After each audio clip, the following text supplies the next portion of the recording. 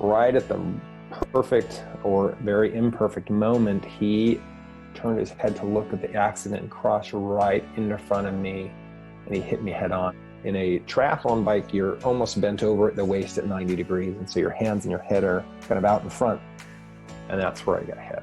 The force of that reverberated down my spine and broke 3 of my vertebrae, compression fractures in my vertebrae.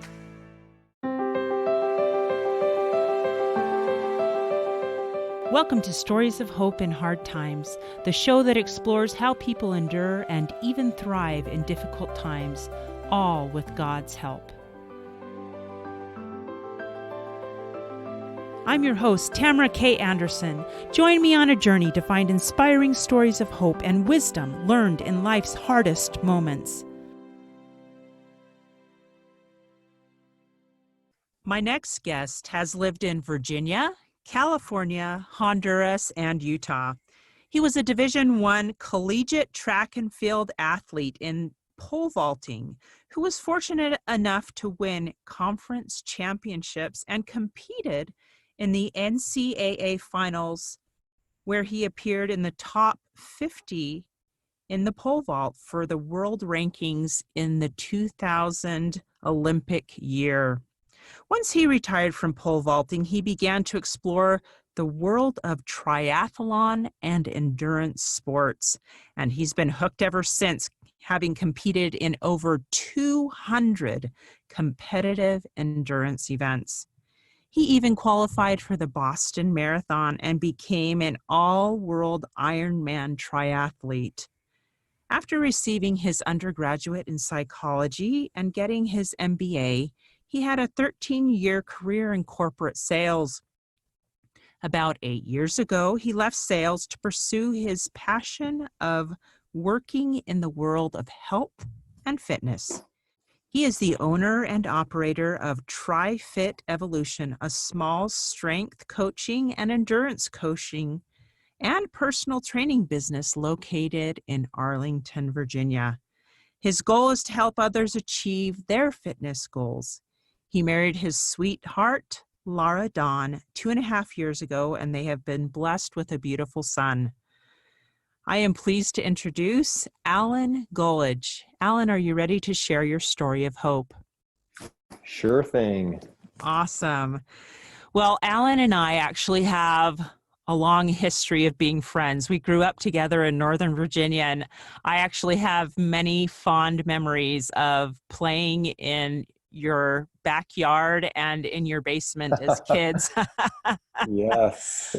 I was thinking about that this morning, and I thought, I remember, I don't know what we were doing, but it was you, me, and Kevin, and we were fighting off some imaginary foe with pretend guns and I don't know what, but we were having a great time.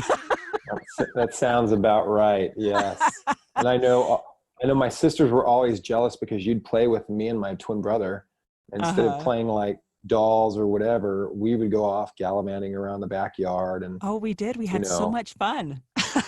Doing all sorts of tomboyish, boyish things. And yeah, that was a good time. Oh, man. So Alan and I go way back. We're kind of more like cousins than we are friends because we grew up that way, didn't we? Yeah, we still call your parents Uncle Jim and Aunt Karen. So, I know, right? So good times. So we're going to kind of talk a little bit about your story today and talk to me a little bit about all this competitive sports, because this is an area where that has not been my area of strength, I guess I should say. I running is not my favorite thing. I enjoy walking for exercise. So when you talk about you being like a World Ironman triathlete, which I understand is the top 5% division worldwide, talk to me about what it takes to get to that kind of level. Well, you know me, I could never sit still as a kid, and I was always wanting to be running outside and doing whatever. And I became a pole vaulter in high school. In fact, I moved to Utah And to make friends, I joined the track team, and I was the worst one of the entire team at the pole vault. I was really bad. And being competitive, I just started practicing, and I would drag my twin brother down to the track on Saturday mornings to help me get better. And so I just, little by little, I've never really been a naturally gifted athlete, but I just always applied myself and worked hard in that area. And so that's really kind of what it takes, I think, as I just worked hard, and I've had some great mentors and people around me who have helped me be successful collegiately. Being a pole vaulter was a lot of fun. I enjoyed the process. I enjoyed the training. I enjoyed the work. In the pole vault, there's lots of different things that you have to do to actually, you don't just go out and pole vault every day. In fact, most of the time is not doing that. Most of the time is working on your running, working in the weight room, becoming strong, working on your jumping technique, working on doing plyometrics, running up the stadiums, doing work in the gymnastics room to work on your aerial awareness and body awareness in space, and all these kind of things. But I really loved that process. And then so as I retired from that, in my mid-20s, that sounds funny to say I retired in my 20s from my mid-20s from the pole vault, which is much higher impact than what I do now. I moved to California and fell into some good friendships with some people that introduced me to triathlon. So once again, I was really bad when I first started. I could barely swim across the 25-meter pool, and that was gasping and doing a horrible compilation of breaststroke and backstroke and side stroke, anything I could.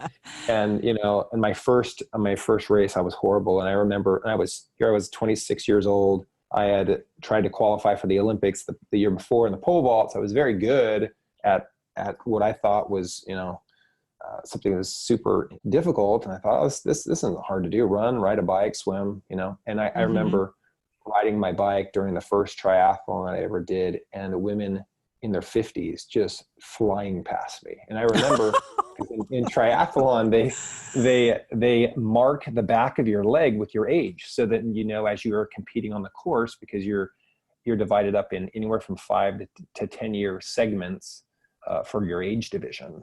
And so to identify what division you're on, the back of your calf actually is literally stamped with your age. And I remember seeing, to this day, the women with number 50, 52, 51, 50, 49, and here I was what I thought was this young, strapping collegiate athlete, and I just got my doors blown off. And I just thought, man, and I was not gifted. And so I just worked really hard. And luckily, I've been very fortunate to have the time and the energy to be able to do that, and the means to be able to kind of just pursue that. And over time, I got a little bit better and a little bit better. And I was able to kind of parlay that into a business. And so now I actually help other people to do that. No real overly athletic super gene or anything that I had, but I just worked hard. I was willing to put in the work, but I love the process of becoming a triathlete, as well as I love the process of becoming a pole vaulter. And I think in life, that's a good lesson to learn, is that you just work on the process, and you become, in the end, you become something that you never imagined that you'd become, but it's just working on the process. And I loved that. That's amazing. It's amazing to me that you're able to take something that you weren't good at and just push and work and work and work and work until you became an expert in this field. And that's really unbelievable, to the point now where you coach others, and that's unbelievable. And you're right, it does take a lot of work to do anything well. You have another unique aspect to your story in that you had an accident happen along the way that set you back and probably gave you a totally different perspective to the physical body and recovering from trauma, I guess we would say. So would you mind telling us a little bit about that accident and your recovery from it? Yeah, it was 2015 in the fall, and it was September, and I was about 2 weeks out from competing in Ironman Maryland, which is a local Ironman triathlon, which involves swimming 2.4 miles, riding 112 miles, and then running a full marathon, which is 26.2 miles. Wow. And it wasn't the first time I'd done it. I'd done it before, and I've done several since, but I was excited. I had been training really hard. My training was coming along. I was kind of poised to do very well, at least what I thought. And I don't mean professionally really well, but just as an amateur, I was poised to do well in my division. And so I was just going out for an easy hour-long bike ride as opposed to like a 4 or 5, 6 hour bike ride. Just very short. It was just to go ride around a park that's about a 3-mile loop that you go around. You rode around it, half a dozen times, come back home. And I was out and I was riding across a bridge that there's a bike path alongside a major highway.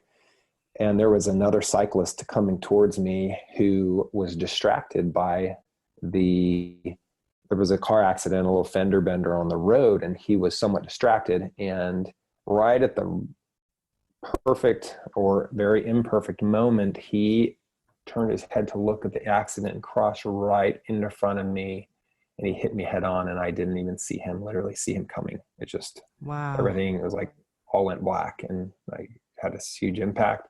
And essentially it hit me right on my head, hit my head in my hands, because my head was forward. In a triathlon bike, you're almost bent over at the waist at 90 degrees. And so your hands and your head are kind of out in front, and that's where I got hit.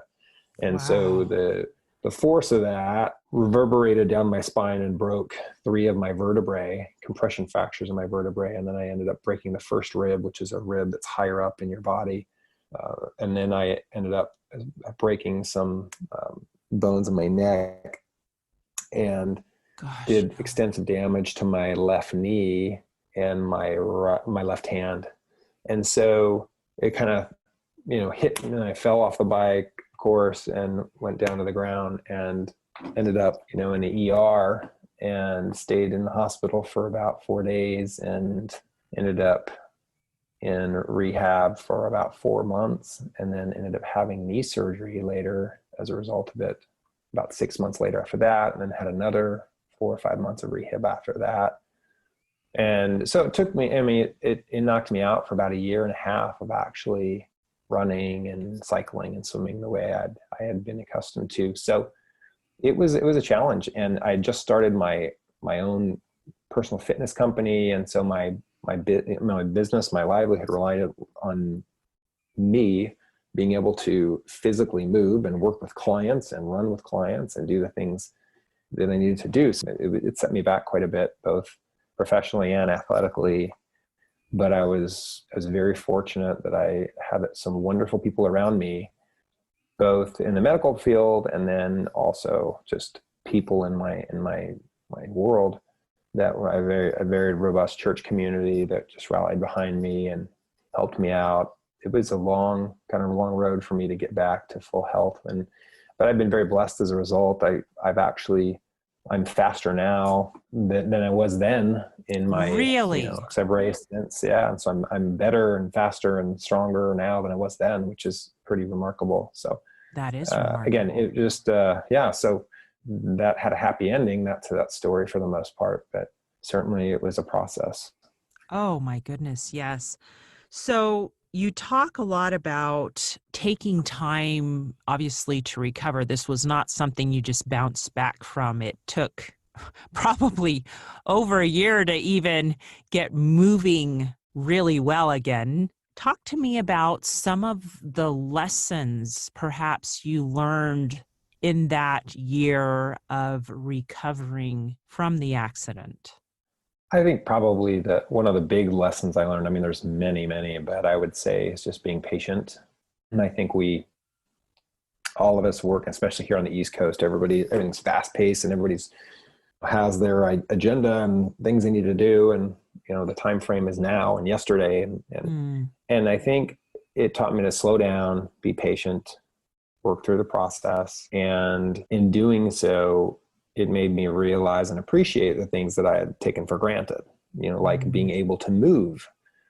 Here I was as a competitive athlete saying, gosh, I I need to get my marathon time down, several more minutes, or my bike power needs to be higher, or my swim stroke needs to be smoother, or I'm worried about these things. And some people can't walk, Mm-hmm. and some people, just to be able to move without pain was a blessing for me, Mm-hmm. and ultimately being able to run pain-free. I remember running for several months thinking, gosh, am I ever going to run without feeling this pain in my knee and my back?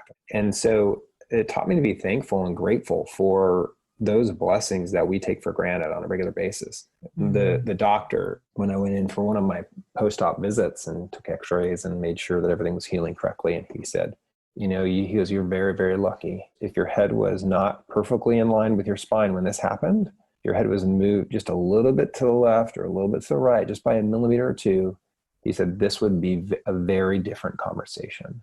Mm-hmm. Meaning I'd be either in a wheelchair or worse. Even now, as I'm now still fairly competitive athlete myself in the amateur ranks and helping other people, we're always talking about, getting these times down. In reality, I just need to step back and be grateful that I can walk and move and breathe on my own. And so it taught me to be grateful and to be patient with myself as I kind of recovered. I have a pretty strong faith. And so, relying on my faith and being able to turn to God and ask for patience and faith and sustaining support, and those aspects that we all fall short on from time to time. Oh, absolutely. That was helpful, Yeah. and I think just being able to be still and to be able to be quiet and just take a minute and be grateful for what you have, and I remember one time specifically, so many wonderful people around you, and Tamara, this, when you do have tragedy strike, and I'm sure some of your listeners will agree, it seems like the silver lining of the cloud sometimes is that people that come to your aid that you had no idea. Mm-hmm. And I had people reaching out to me that I had known from high school 30 years ago. And people just rallied around me and I remember taking time and saying a prayer of gratitude one time for so many wonderful people that were so helpful for me in my time of need. Mm-hmm. And so those are some things I really kind of thought about as, when I was kind of going through things, and just taking that time to be grateful for what we do have and what the people around us and, our faith and the things that kind of sustain us. I have found the same thing to be true, especially at different points in my life when we've needed help. And it is a blessing to have people serve you, especially if you've always been the one giving the service. To have that returned, it was like I was given an increased capacity to love these people. And I never realized that the person receiving service could have that blessing of feeling love for so many people. And so I think that's one of the things I learned, that not only do the people who serve learn to love that person they're serving, but the opposite is also true. You receiving the service learn to love those people even more. So I totally agree. Let me ask you this. Was there ever a time in your recovery where you were feeling down and discouraged and asked God why? Why did this happen?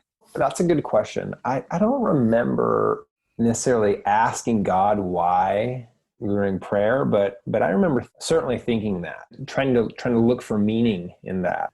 And I think sometimes we look for meaning in tragedy. And I think you can find meaning, but then I think it's also okay to realize that we don't have to necessarily have a reason for everything. I think we have that tendency to, this is going to be a blessing to you. And and that's not what people want to hear usually in the moment. No. And yet we sometimes, I can look back now, obviously hindsight, it really is 2020. And I look back and I'm like, gosh, would never wish somebody to go through that. I don't want to go through it again, but I'm certainly glad that I did, because I see the blessings of it. That being said, I'd be just fine to not have to do that, and, I'd be okay. But I think sometimes we kind of can try to identify a reason. And in reality, sometimes just terrible things happen and it's just horrible. And whether it's a trauma or an illness or somebody passes way too soon. A quick aside, and there was 5 friends of ours that were high school, and they had all come back from doing some missionary service for our church overseas for a couple of years. And all of them were coming back from a camping trip, and the driver of the car fell asleep at the wheel, and he rolled the car, and 3 of the boys died. And they're early 20s. And you think, oh my gosh, here are these 3 boys who, gave some of the best years of their growing up, to church service for a couple of years, and they were serving God, and they were doing all these things, and they died. Oh my gosh. And I remember one of our church leaders came and talked to the congregation at the funerals, and I thought he was going to give the rah-rah speech of, oh, there's a reason, and have faith, and this is God's will, and that was not the topic of his message. He just said, sometimes we don't know why. We just don't know why, and it's okay to question. It's okay to say why, and it's okay to not have the answer. And I remember that, and that was a man named Jeffrey Holland, and I still remember that. And so I think about that sometimes when we look and say, why me, or why him or her, or what's the reason here? And sometimes, gosh, it's hard, because we want to say, well, this is the reason, and sometimes we don't. There's not a reason. There's just terrible things that happen. That's part of living in an imperfect world, I think, and sometimes a result of others' choices and so forth. But I think as we go through that process of whether it's grief or rehabilitation physically or rehabilitation emotionally or whatever that is, I think we do come back stronger. If we do the work that we need to do, whether it's spiritual work, physical work, emotional work on forgiving, work on literally strengthening a limb or a joint like I had to do, we come back stronger. But being able to say, I'm going to take this one day at a time. I'm just going to worry about stepping one foot in front of the other, and keeping, some focus and some perspective, and being grateful for what I have now. And I've kind of come to the same conclusion that we may not always know the reason why, but I think God can take whatever adversity we face in our life, and he can help us become stronger because of it. Stronger, better. And like you said, that's probably not what we want to hear when we're going through it. When you're so exhausted and worn out and down, it's hard to imagine life being any different. But I guess that's where faith comes in, right? Belief that God can see perhaps something down the road that we can't, and that he'll help us become someone who is maybe more patient, stronger, better inside than we used to be.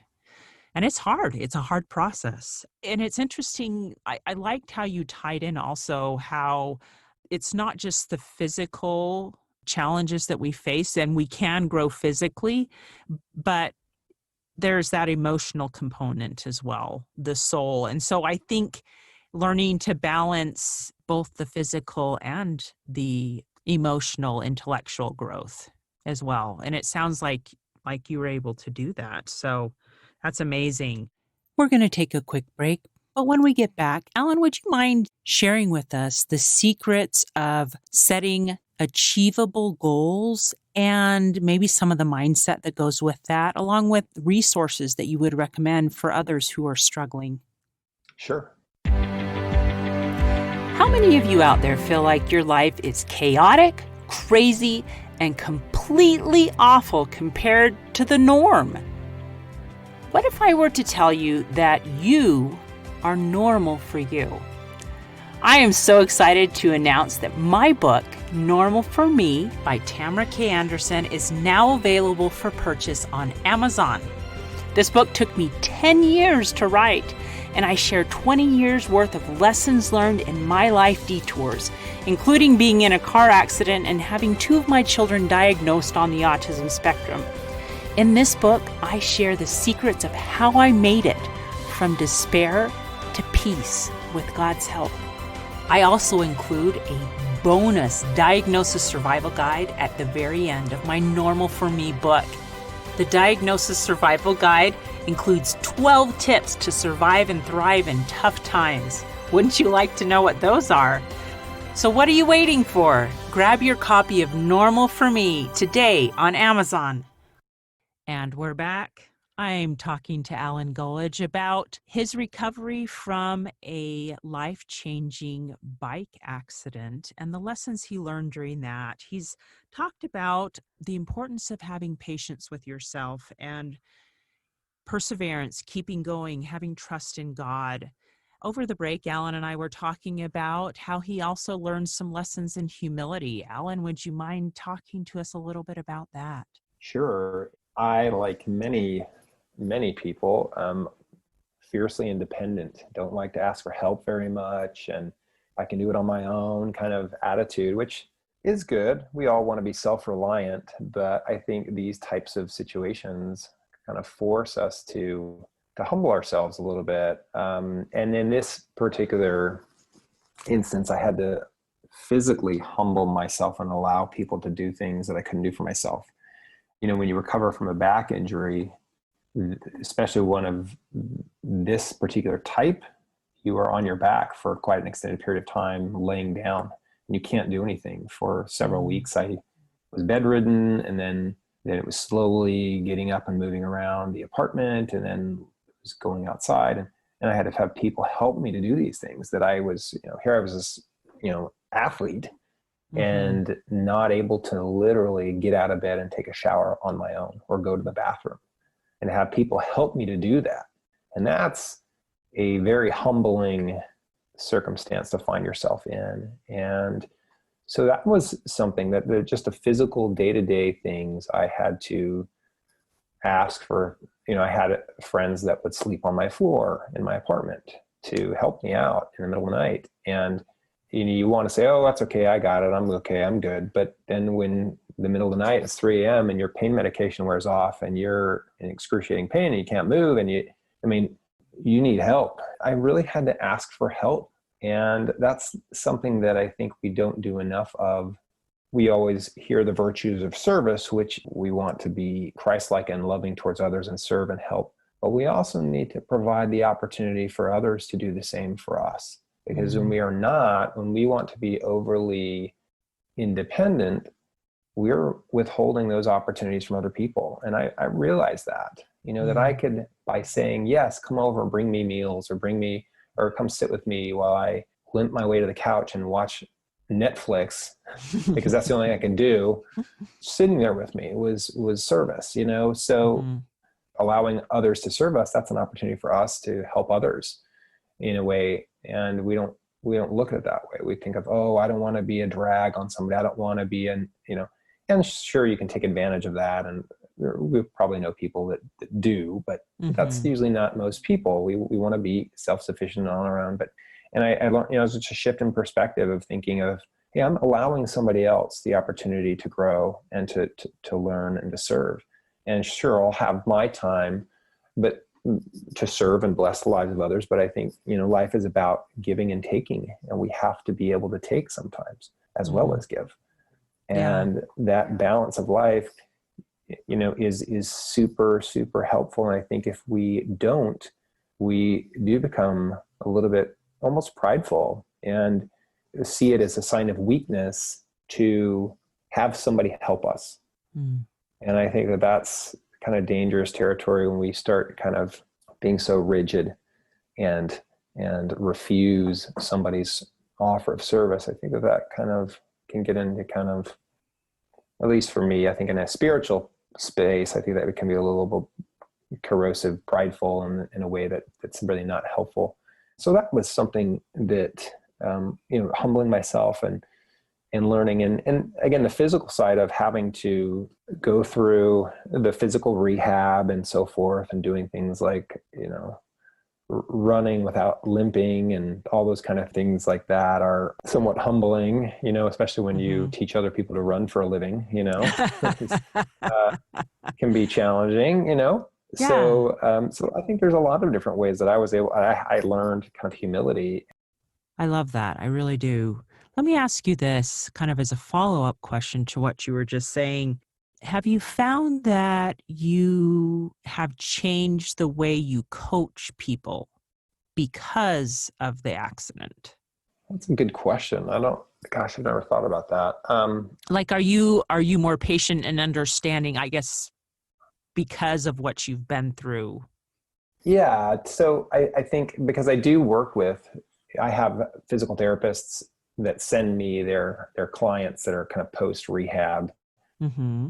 in learning, running better, for example, learning techniques that will lessen impact on their joints as they run. So many, and this is a total aside, but so many doctors that are well-meaning yet uninformed, people come to them with knee injuries and say, "Oh, I'm a runner," and they just say, "Well, you can't run anymore, or you're too X, Y, or Z to run. You shouldn't run." I appreciate their desire to preserve integrity of joints, but that's really not the case. People can run. They just need to learn to run correctly and to be able to strengthen their bodies in the way that they need to be stable through their core muscles to allow them to run correctly. And then people can run for quite a long time. But when people come to me, just being a little more patient, I think not just this injury, but I've had a slew of other, athletic related injuries over the years that have kind of contributed to a much more patient approach, if that's what you're asking, like being able to be a little more understanding, both with people that are coming back from pain that are either unable, meaning they're in pain when they do a certain movement, or they are scared that they will be in pain from a certain movement. And I think that has application to the broader, life lessons, in that sometimes we're fearful of literally taking a step forward because we are afraid it will hurt us. And I remember coming back from my rehab, and my physical therapist, who I love and adore, and she's really great, but she had me do a drill where I was literally kind of running and stopping on that leg that was hurt, kind of jumping on this leg while slamming a medicine ball down to force me to trust my foot again, because I had developed a protective overstride in my gait. I was basically ingraining a bad habit in my run because I was subconsciously fearful of pain in my knee because I'd been running with pain as a result of the accident. And so I think that, so I'm a little bit more sympathetic to people that are hesitant and cautious in physical activities because of pain they haven't experienced or they fear that they will experience again. And I think obviously we want to heal, but we also have to relearn to not be fearful. And we have to consciously make the decision that, hey, I'm not going to let this fear of, and then fill in the blank, failure, pain, trial, tribulation, adversity, whatever it is, I'm not going to let that fear of that prevent my progress, either spiritually, physically, emotionally, whatever. So in that way, yeah, I have kind of softened my approach a little bit in certain ways with clients, and changed how I kind of coach people, or maybe not changed it, but have evolved towards, over a long period of time in being more sympathetic and more understanding. That is awesome. Even as I've, for example, started podcasting, I remember having to overcome some fears, and it was really hard for me to be able to face those fears. And I found I almost had to focus on something other than the fear. I had to give myself a goal, something that was powerful enough that I wasn't looking at the fear, but I was looking at maybe the end result of that. Do you do the same thing with your clients? Do you have them focus on something other than the fear? And what is that typically? Absolutely. Yeah. That is a huge, huge, huge focus of mine when I ever talk to clients for the first time, and whether their goals are, and I do have kind of two sides of the house, so to speak, of my business. And one is strength training and personal training, just what you'd see anybody from a normal, just average Joe or Jill off the street that needs to lose 20 pounds or 30 pounds or 100 pounds losing weight, or somebody that needs to get back in shape after a period of time off, or maybe somebody's coming back from an accident or illness like I was. I've had people come back from hip surgery, knee replacements, all sorts of things. And then I also have the very high functioning triathletes and runners who are looking to qualify for Boston or looking to get to the world championships or looking to run. I had a girl run her first 100-mile ultra race just over this past weekend. And so we worked for many, many, many months.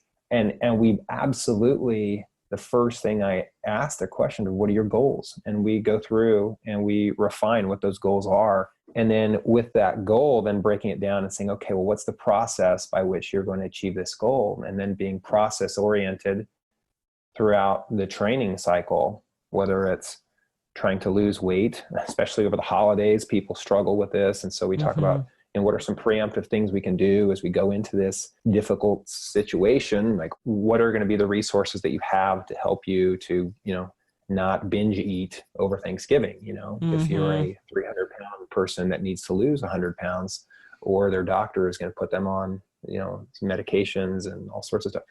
So what do we do? So we take that approach, absolutely, a very goal-oriented approach. And I remind them of that. And sometimes it's hard. Sometimes the goals are things like, I worked with a girl last year who came off major ACL reconstruction, which is about a year-long recovery. And she wanted to run a 5K. She was not a runner, never had been a runner, but she said, hey, my goal to get me to rehab my knee, I want to run a 5K. And I said, okay. Wow. And so we did it. And so and then I have people that their goals are different. They are going through fertility treatments because they want to be parents, and they really want to do that. And they are significantly overweight. And so we remind them of those goals, and we talk about, okay, well, what are the challenges? What are the fears? What are the temptations? What are the things? Okay, well, let's focus on the overarching goal is to be, in this place where you can be healthy to possibly conceive. So, but being able to have that goal and having that focus is very critical. I think for me, it was, I want to get back to being a competitive triathlete, and not just competitive triathlete, but very, very good, and to the point of being upper echelon of my little division or whatever. And that kept me going. And so for some people, it's your family and being able to be healthy for your family, or being able to be a better, caregiver or whatever it is. But yeah, we definitely, I think goals are critical as you come back or face some of these challenges that we have. Oh, and I love how you talked about breaking it down, that we need to break down. So not only have that overarching goal that pulls us forward, but sometimes a big goal seems so unsurmountable that you do need to pause and say, okay, what does that look like on a month-to-month basis? What does that look like for this month, this week, and then what can I do today? So breaking it down to just little tiny bite-sized achievable goals so that it doesn't seem so overwhelming, right? Absolutely. Maybe this is where your psychology degree comes into play, Alan. Kind of. Yeah. You become a part-time psychologist, that's for sure.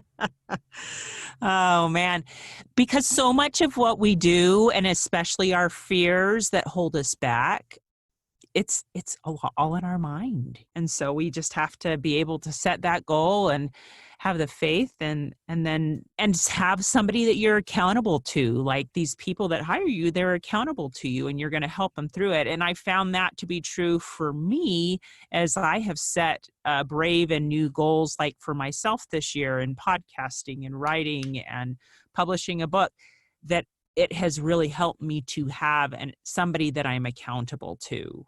And so it's easier when you're not doing it by yourself, right? Absolutely. Yeah. I always tell my weight loss clients that there's 3 keys to people that are very successful at this and those that aren't. And one is they have a firm goal that is fixed, time bound, just like we know what SMART goals are, right?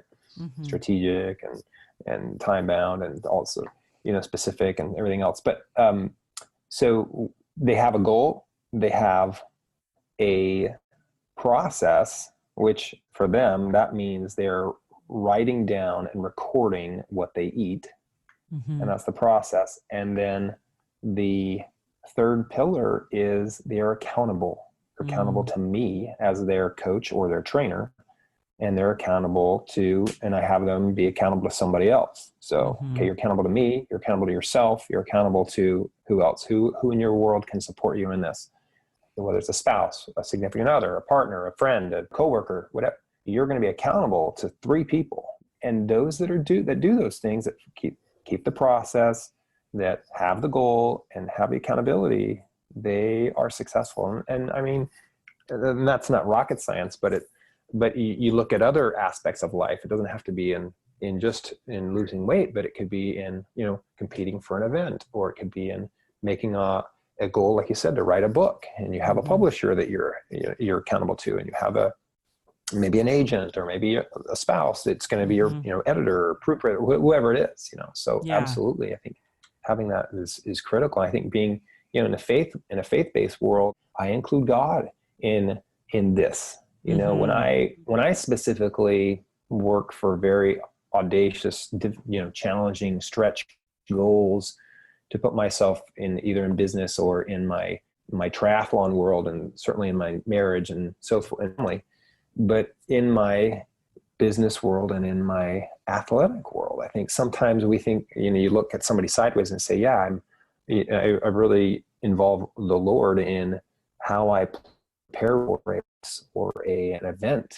Well, I think he really is involved in the details of our lives. And I think that, not that he's, the grand puppet master by any means, but I feel like if we can say, hey, Lord, I'm doing the best I can do, and I need your help to fill in the gaps. And you say that, and then you really, at the end of the day, you make an accounting to him of your daily life. And I include that. I remember in recent, this is post-accident, I came off of a marathon recently, and I came off of another Ironman race about 8 weeks ago.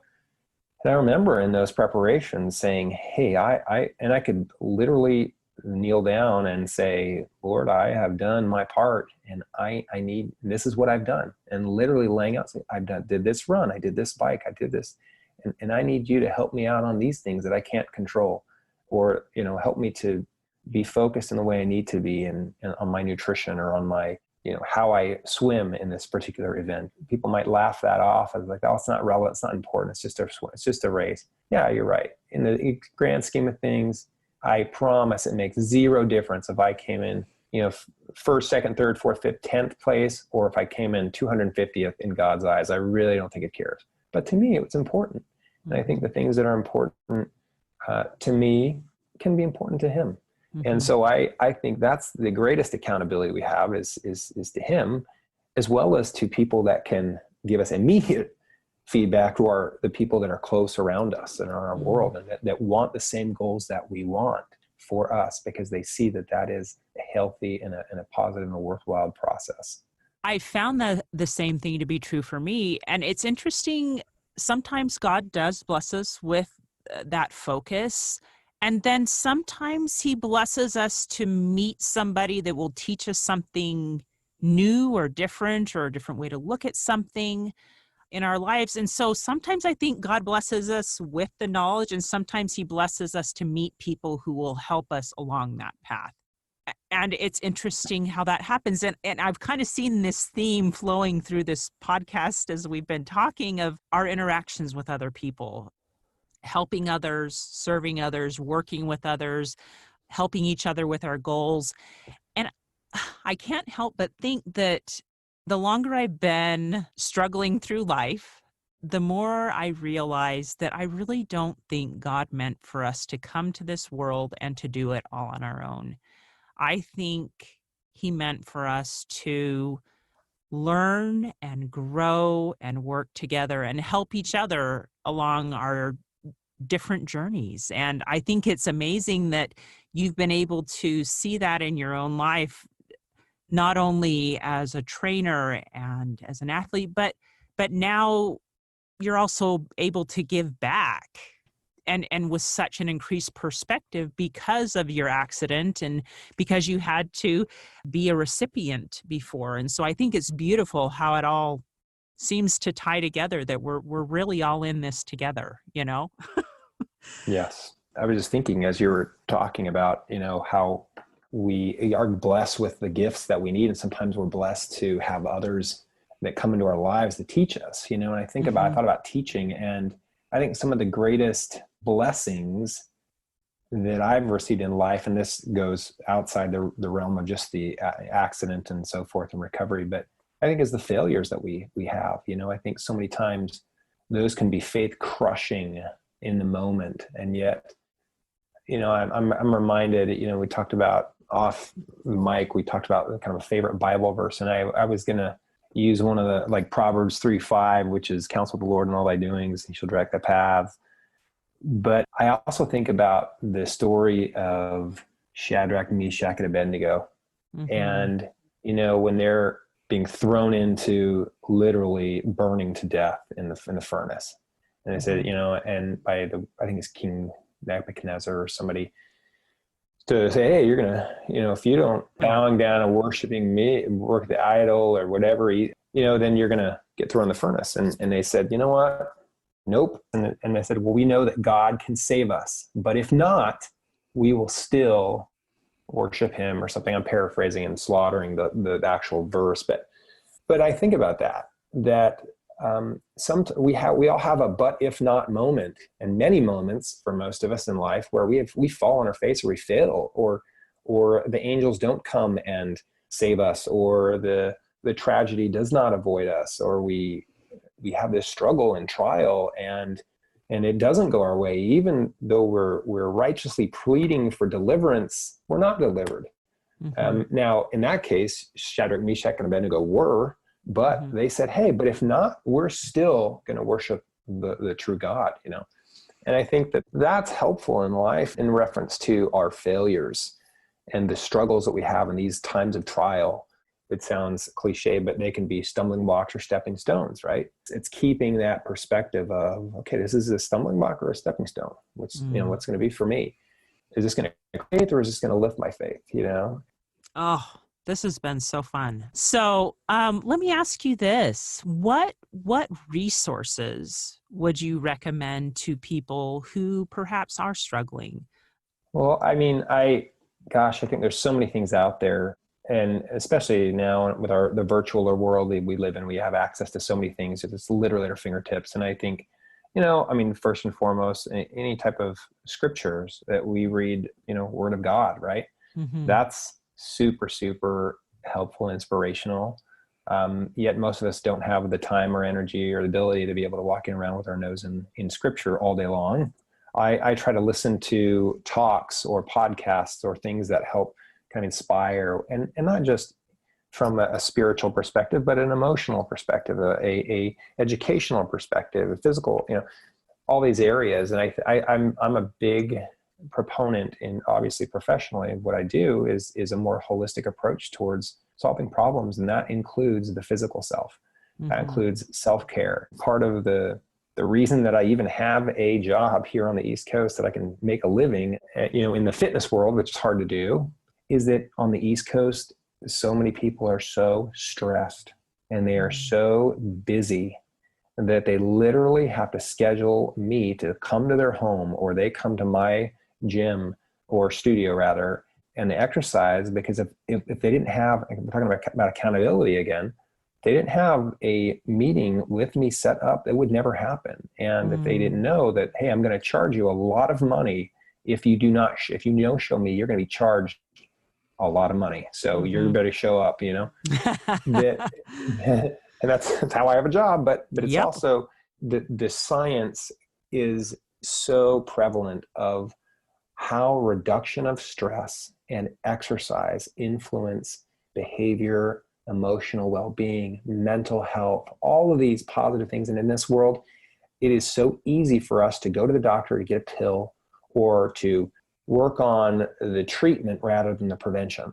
We want to work on the prevention. And so taking the time to take a walk, take a jog, go on a bicycle ride, go hike a mountain or a hill or just an overpass, do some things that are going to help lift you and get the heart rate up to increase blood circulation, blood flow, that brings vital nutrients literally to your body. And, I think the soul is the body and the spirit combined, right? And we have to nurture both. And I think we become very lazy stewards of our physical bodies when we do not exercise them and actually engage in physical exercise. You know, our bodies are designed to move. Taking self-care seriously, watching what you eat and the portions that you eat and those kind of things. I mean, there's so many things out there. I recently read a book called "It Can't Hurt Me." It's got by a guy named David Goggins, and the David Goggins book, it's so good. And he's a man of faith, but he's an inner city guy who's been a career sailor. So you can imagine some of this harsh language, but the life lessons are really quite good. And this guy is a super athlete and a super crazy person. They call him the world's hardest man because he was a Navy SEAL for 20 years. And this guy does, 200-mile runs and these, very grueling endurance events. And he's very competitive, does very well. At one point in time, he held the world record for pull-ups, 5,000 pull-ups or something in a 24-hour period. It's kind of a self-help book, but it's not the self-help book that you might think. And he comes from a very impoverished background, a very hard background. He was an inner city kid growing up. He was the only African-American kid in his world. He got bullied. He got called all these names. He was overweight. He was, all these, kind of cards stacked against him in that regard. But he came to a point where he had to really kind of look himself in the mirror and say, who am I going to be?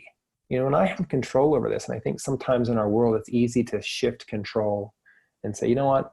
Well, I'm a victim of my circumstance, or this is happening to me, or, I'm divorced, or my spouse did this, or my son did this, or my dad was abusive to me. I had this physical challenge. I got this accident. I have this illness. I have this, that, and the other, and on it goes, right? And he kind of takes this tough love approach, so what? You got to look in the mirror every day and at yourself and say, am I the best person I can be? He was 20 years old or 21 years old, and he was kind of an exterminator. He was going around, he's 300 pounds overweight, and he'd go to take the night shift and spray for cockroaches and stuff in the fast food joints. And he realized, he's like, that's not who I want to be. And so that book for me was, that's one I read recently. And I thought, yeah, that's a different approach of that tough love. But I think that's so true. And in my world, when I work with people, especially those that live in a very technologically advanced world where we're deconditioned, meaning we're out of shape, essentially. Yes. That we are not used to being pushed hard physically. And when we get pushed hard physically, our mental side, that's where really the work has to be done. And there's something called the 40% rule, where they've actually studied this, that your mind can override that you think, I'm at my physical limit. You've done about 40%. You have another 60% effort you can give. Really? And so when you're doing these hard efforts, and I'm not saying that everybody needs to go out and run, a marathon or an Ironman or triathlon or go running or whatever. I'm not saying that, but I'm saying make yourself hurt a little bit, in a good way, obviously, see where your breaking point is, and then get to that and then go a little bit beyond that. But sometimes we need to be pushed outside that comfort zone, and that physical comfort zone of our bodies, it is so connected to our mental health, our emotional health, our spiritual health. And I think because we are so, again, deconditioned just in society, because our life is so easy, just generally speaking, we get used to having things when we want, where everything's comfortable, everything is, and I remember many times in just kind of my rehabilitation process, kind of pushing myself and hurting and feeling and I don't mean doing damage. That's not what I'm talking about, but I'm just saying, because I was this accomplished endurance athlete, and then, if I don't do anything for 4 months, well, that's really hard. And you have to come back, and the workouts are very difficult that normally would be very, very easy, but pushing yourself a little bit. So I think for me, that was helpful because it made me think, and it made me focus, and just being a little bit more present in kind of my, okay, what am I feeling right now? Am I hurting? Am I just uncomfortable? Am I, and just being a little more present. And I think that that's something that we don't do enough in our very cushy world. So that's a big thing. It's just that, on the one side, it's the self-care of getting enough rest, taking time outside your day to meditate, pray, get a massage every once in a while, do some yoga, do something that's going to just allow your mind to be calm and just not be so ratcheted up. And then the other side of the house is pushing yourself a little bit.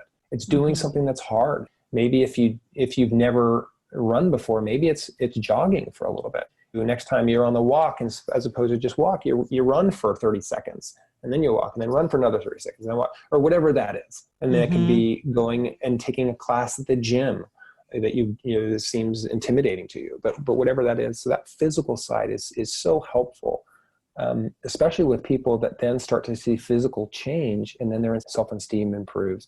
They accomplish a small goal, and now, well, how can that carry over into my other aspects of my life?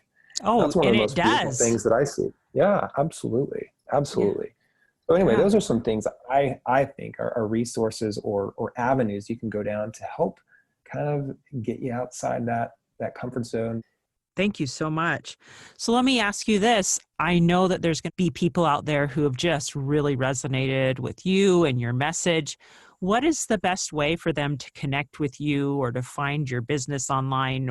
How can they do that? I have a personal Facebook page. People are welcome to reach out to me there, but I have a business Facebook page and a website. The name is TriFit Evolution. So TRIFIT evolution.com. And that's, you can reach out to me there, and that kind of gives a little bit of background professionally, what I do and so forth. But yeah, people can reach out on Facebook too. So yeah. Or awesome. Instagram. I'm on Instagram as well. So good. And we'll put all those links to that and the amazing books that you've shared. We'll put all of those resources in the show notes so that people can find it and click the button. What are we talking about? Being it'd be easy. Click that button and change your life. Yeah, exactly. Right. If it was only that easy, right? Yeah. Oh my goodness. Well, Alan, this has been just such a joy to talk to you and reconnect again. But thank you also for sharing lessons learned in your hard times and just the wisdom of setting some big goals for yourself and reaching for those goals and how to make that achievable in bite-sized pieces. This has just been so amazing. So thank you for inspiring us that trials can help us build back stronger and we can achieve anything. Hey, thanks so much for listening to today's show. I know that there are many of you out there that are going through a hard time, and I hope you found things that have been useful today as you listen to the podcast. If you would like to access the show notes from today's podcast, visit my website. It is storiesofhopepodcast.com. That is where you'll find favorite quotes from today's episode and shareable memes. And those are fun because you can share them with your friends on social media. You will also find the links mentioned throughout today's episode so you don't have to remember what those were. And also all the tips that were shared. Sometimes tips are shared so much throughout an episode you forget. What were those great things? So go to the show notes, storiesofhopepodcast.com, to look up these fantastic resources. If someone kept coming to mind during today's episode, perhaps that means that you should share this with them. Maybe there was a story shared or a tip that they really, really need to hear. So go ahead and share this episode with them. May God bless you, especially if you are struggling, with hope to carry on and with the strength to keep going when things get tough.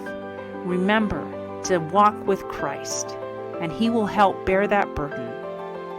Above all else, remember, God loves you.